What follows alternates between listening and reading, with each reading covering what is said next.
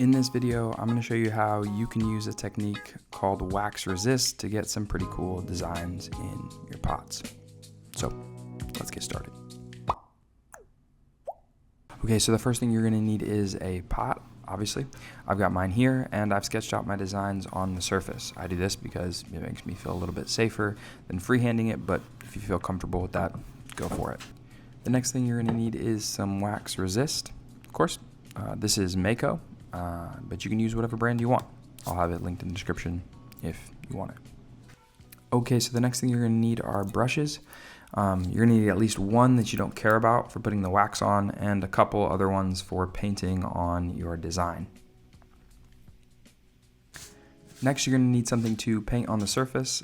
Here I'm using slip. I'm using the blue and black slip, but you can use whatever you want. You can use underglaze, and you can actually do this with glaze as well. You can do this when it's bisque fired or in the greenware stage, which makes it really versatile. And this is the third video in what I would call like a 3-part mini series on how to use slip to decorate the surface of your pottery or your clay. So if you haven't seen those videos, you should go check them out. The video on Sgraffito and on Mishima, I'll have them linked below. But they work, these 3 techniques work in tandem with each other. So again, if you haven't seen those, you should check them out. Watch this video, then go check those videos out, and they will really help you out.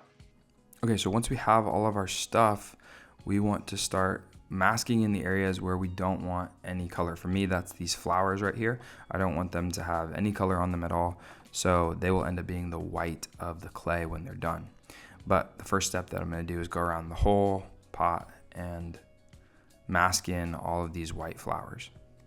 Okay, so a word about the wax here. If you get the wax on the surface of your pot, it's pretty much impossible to get out, especially after it has been bisque fired for the first time. I haven't found a very good way of removing the wax from the surface after it's been bisque fired. Right now it's still in the greenware stage, so you could carve it out if you wanted to, so that makes it a little bit safer, but you want to be really careful about where you put your wax. Okay, so after I have gone over the pot with the wax and I put in the wax over the flowers, I'm going to go in with the black and I'm going to paint in any place where I want the black to be. And the wax should help resist the black if I get it on some of the flowers.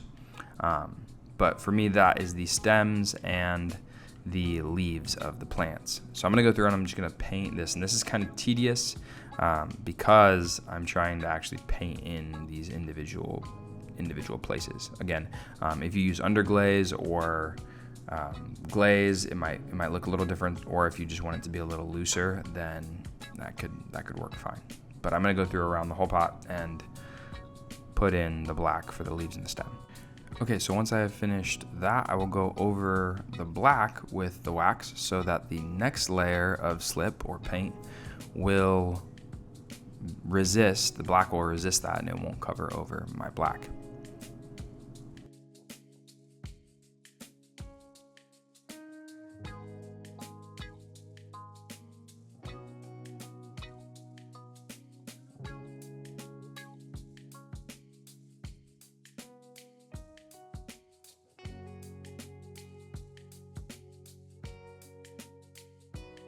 Once the wax has covered the black and has dried, I'll start putting on the last layer, which for me is the blue, and I'll cover the whole thing in blue. This is the fun and easy part where I don't have to think or worry about anything. I'm just kind of painting it on.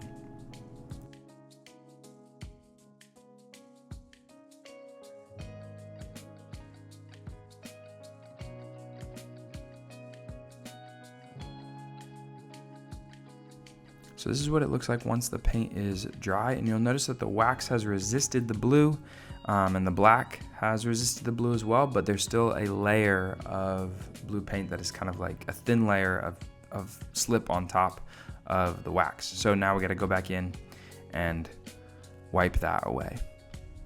Here at the beginning, you'll notice I'm just using a sponge to wipe the surface of the flower away, but when it gets to the thinner parts like the stems and the leaves, I'll take a brush and I'll come back in and I'll use that to wash away the slip.